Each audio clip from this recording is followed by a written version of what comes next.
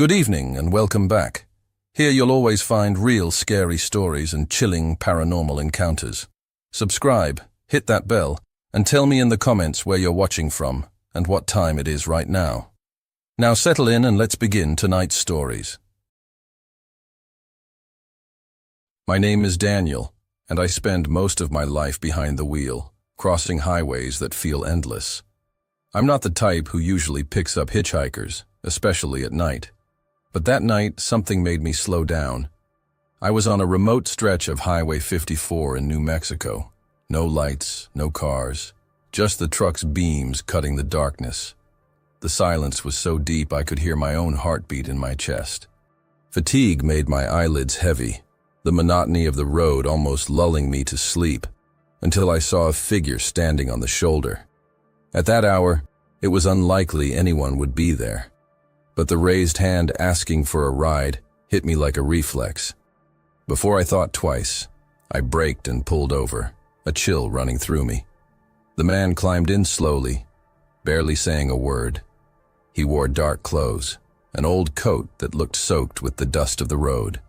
He never lifted his eyes when he opened the door, just stepped in and shut it with a dull thud. I sat firm in the driver's seat, waiting for at least a thanks, but the silence lingered. He settled into the seat, hands resting on his knees, always staring forward. The dim dashboard light brushed part of his face, but I couldn't make out his features. Something about him felt faded, lifeless, like an old photograph that had lost definition. I shifted gears and rolled back onto the highway, trying to ignore the strange weight his presence brought into the cab. I tried breaking the silence with small talk, like I always do. I asked if he was heading to a nearby town, but he only muttered, "Farther ahead," without turning his head. His voice was too low, nearly swallowed by the hum of the engine. I asked if he lived in the area, and he just shook his head.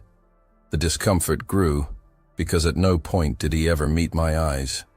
He stayed still, staring at the road like he belonged to it.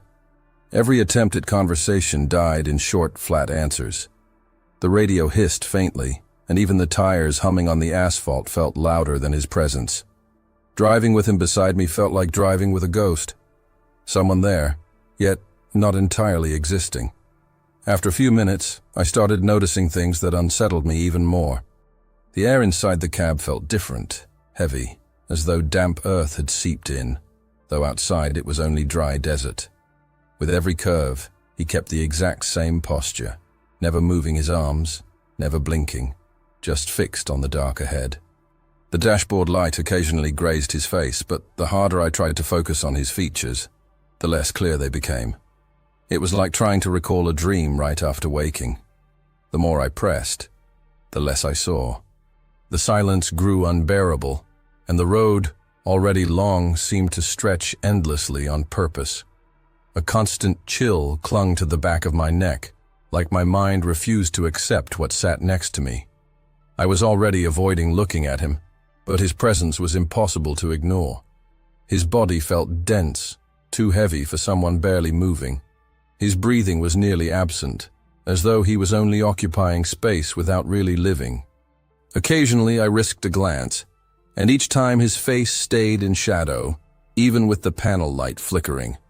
No reflection in his eyes, no expression, just a still profile staring at nothing.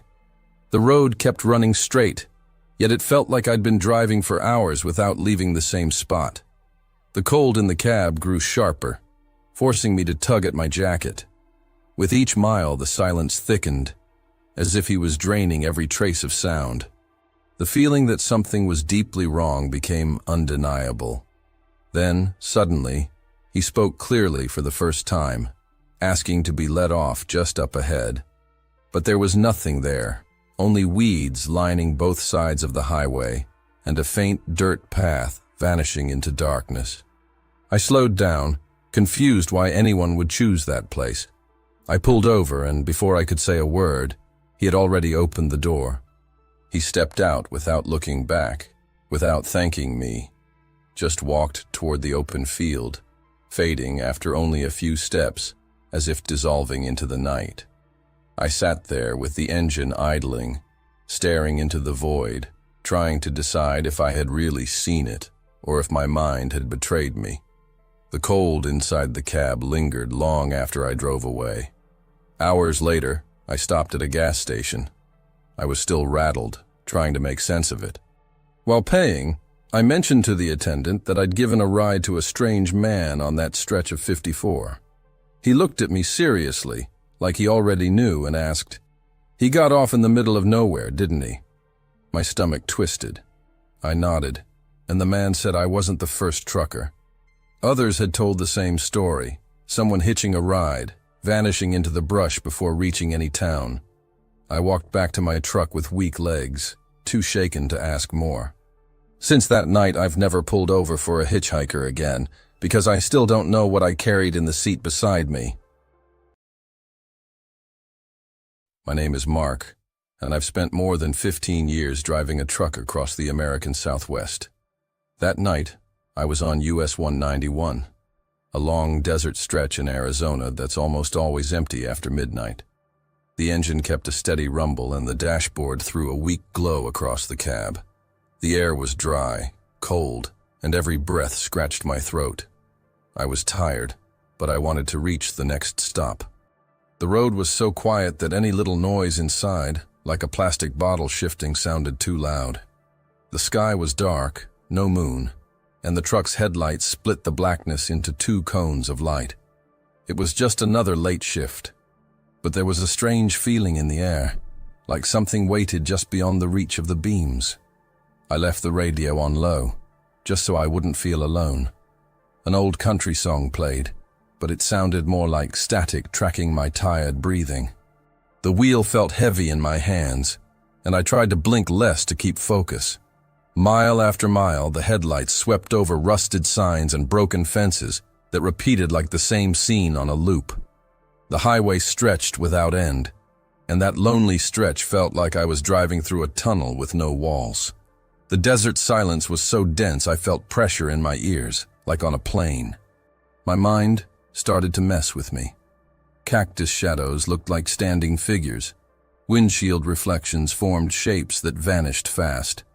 I knew it was fatigue, but the thought that something watched from the shoulder wouldn't leave my head. After a few minutes, I noticed something different at the far edge of the lights. A lone silhouette walked slowly along the shoulder, arms hanging at its sides. My first thought was someone stranded, maybe needing help. But it made no sense to be out there, on 191, in the middle of the night. I squinted to be sure.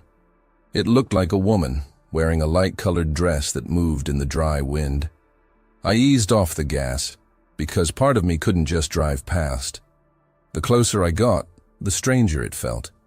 She didn't signal, didn't look around, just kept walking in a straight line, as if she didn't notice me at all. My heart sped up, and my palms went slick on the wheel. Something didn't fit, and I kept driving toward her anyway. When the headlights finally lit her fully, a chill ran up my neck. The dress looked old, dust-stained, but that wasn't what froze me.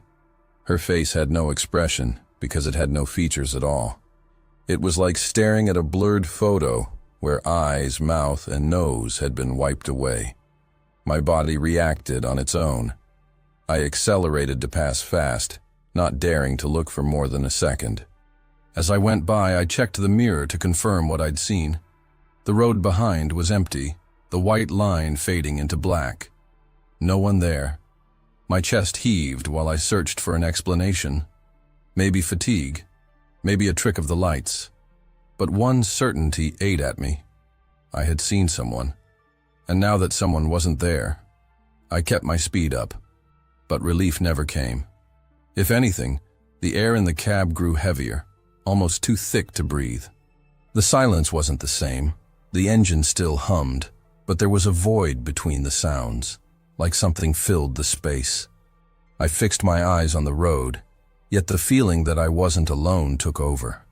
It was like someone had climbed into the truck without opening the door, sitting right behind me. The hair on my arm stood and stayed that way, not in waves, but constant, like eyes were inches from my skin. I told myself it was just exhaustion, but the pressure in my ears built, and every breath came short and uneven. I gripped the wheel so hard my hands hurt, praying for a gas station to appear. It didn't take long to get worse. The radio, nearly muted, began to hiss on its own, mixing distorted voices like several people speaking at once. At the same time, the water bottle I'd left in the console tipped onto the floor as if something had bumped it. The passenger seat creaked, empty, and I felt a subtle shift of weight, as if someone had just sat down. Cold sweat ran across my face despite the air from the vents. I wanted to look, but I couldn't. Instinct said if I turned my head, I'd find that blurred woman staring back. I started praying under my breath without thinking, begging only for the road to end. With every yard, the cab felt smaller, closing in around me. When I finally saw the lights of a station in the distance, hope washed through me. With every second I got closer, the radio static faded, and the pressure in my ears eased. The moment I rolled into the bright lot, the weight inside the cab dropped away, as if someone had stepped out without using the door. I parked and climbed down, almost stumbling, legs shaking. The desert air felt lighter there, but my body still buzzed with fear. I looked back into the cab and, for a second, the passenger seat seemed dented, as if someone had been there moments ago. I blinked hard, and the cushion was normal again. Since that night, I've never driven US 191 without my stomach turning. Sometimes, on an empty stretch, I swear she's still with me, waiting for me to glance at the mirror. It was just past 2 in the morning, and I had already been rolling for hours along I-70, deep in Kansas.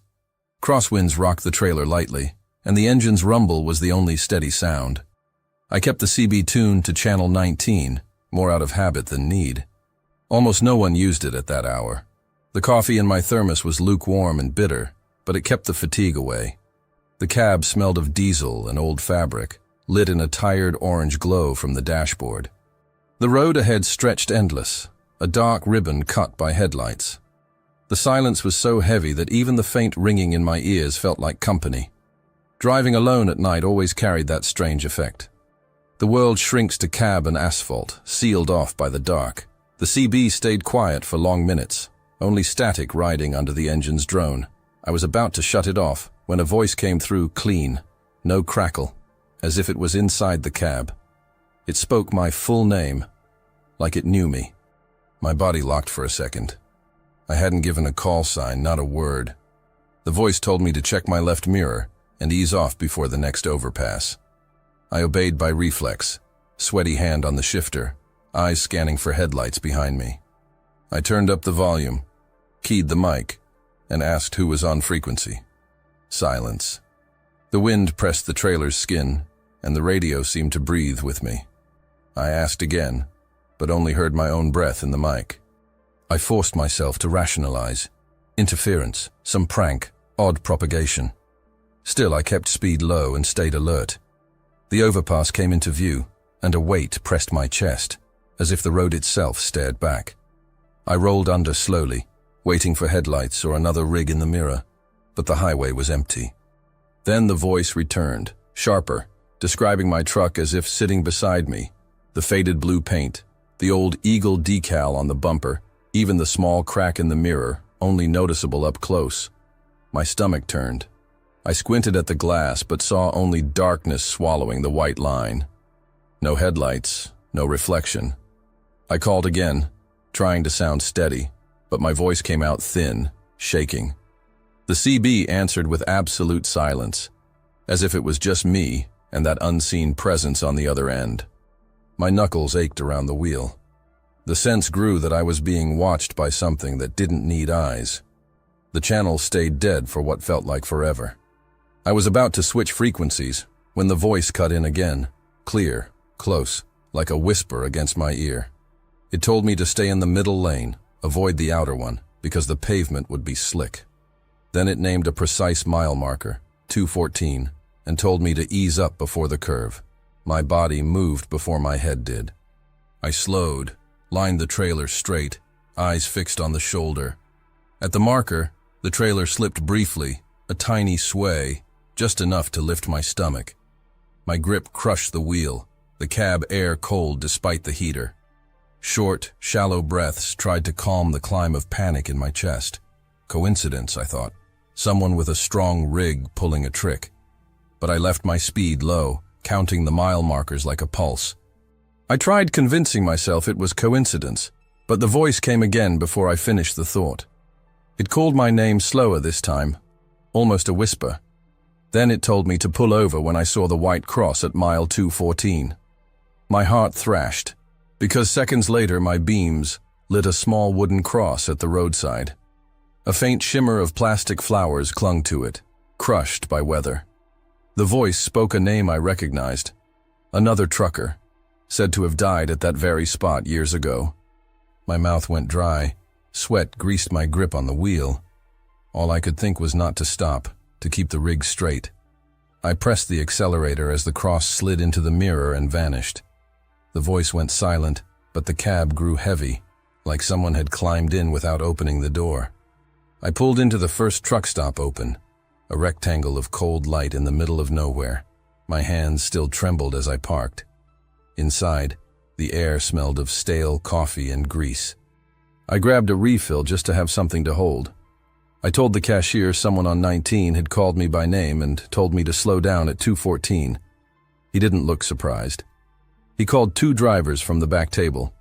One asked if I'd seen a white cross just after the overpass. I nodded. They exchanged a glance like recognizing a story. The cashier pointed me toward a notice board near the restrooms, a yellowed newspaper clipping under plastic. The headline told of a trucker who died on I-70, frozen night, mile 214. The last name matched what the voice had whispered. One of the drivers muttered that when the north wind blows, the CB pulls in things that aren't from here. My breath hitched, a pressure in my left ear like someone listening right behind me. I returned to the highway just before dawn. The sky was still black, and the asphalt seemed wider than I remembered. I kept the CB off for a few minutes, but the loneliness forced me to switch it back. Channel 19 returned to its low static, normal, nothing strange. I crossed an overpass, stomach tight. Then I heard it, my own voice, calling my name through the radio, warped like an echo. My hands clamped the wheel. I didn't answer. I left the mic hanging, kept driving in silence, heart pounding like air was running out. Since that night, I never pass I-70 without the CB on. Not for safety. I keep it on because I'm certain if I turn it off, the voice will find another way to call me, and I don't want to know how.